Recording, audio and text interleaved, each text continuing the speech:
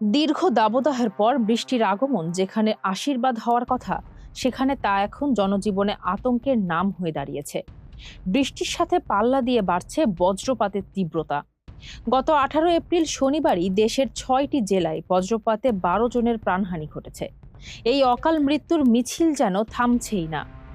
দুর্যোগ ব্যবস্থাপনা অধিদপ্তরের তথ্য মতে 2011 থেকে এ বছরের এপ্রিল পর্যন্ত 15 বছরে বজ্রপাতে 4335 জনের মৃত্যু হয়েছে। এপ্রিলের বজ্রপাত কেন শঙ্কার? সাধারণত মে, জুন ও আগস্ট মাসকে বজ্রপাতের জন্য ঝুঁকিপূর্ণ ধরা হলেও এবার এপ্রিল মাসেই এই ভয়াবহতা দেখা দিচ্ছে।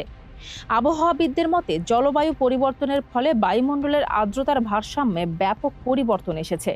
উত্তপ্ত ভূপৃষ্ঠের কারণে সৃষ্ট কিউমুলোনিম্বাস মেঘের অস্বাভাবিক ঘন ঘটা এপ্রিল মাসেই বজ্রপাতের ঝুঁকিকে চরম মাত্রায় নিয়ে গেছে। এছাড়া অরণ্য নিধনের ফলে মাঠের পাশের বড় গাছগুলো কমে যাওয়ায় মানুষ এখন সরাসরি বজ্রপাতের লক্ষ্যবস্তুতে পরিণত হচ্ছে। উদ্যোগ ও ব্যর্থতার কারণ। 2016 সালে সরকার বজ্রপাতকে আনুষ্ঠানিকভাবে দুর্যোগ হিসেবে ঘোষণা করে। বজ্রপাত নিরোধে 40 লাখ তালগাছ লাগানোর প্রকল্প নেওয়া হলেও তা ব্যর্থ হয়েছে। এরপর স্বল্প পরিসরে লাইটনিং অ্যারেস্টার বসানো হলেও অধিকাংশ ক্ষেত্রে এর রক্ষণাবেক্ষণ ও কার্যকারিতা নিয়ে প্রশ্ন রয়ে গেছে।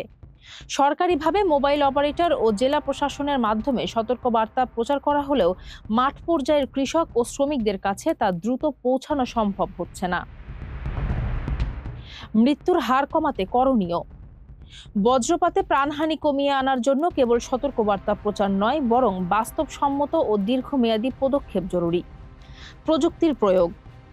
জনবল ও খোলা জায়গায় উচ্চ ক্ষমতা সম্পন্ন লাইটনিং অ্যারেস্টার বসানো এবং নিয়মিত এর কার্যকারিতা পরীক্ষা করা।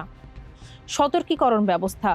সরকারি উদ্যোগে এমন ডিজিটাল অ্যাপ বা প্রযুক্তি নিশ্চিত করা যা বজ্রপাতের 10 থেকে 15 মিনিট আগেই অ্যালার্ম দিয়ে নিরাপদ আশ্রয়ে যাওয়ার সুযোগ তৈরি করবে।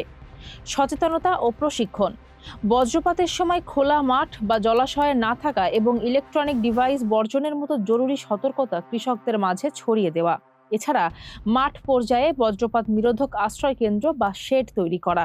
আদি সতর্কীকরণ।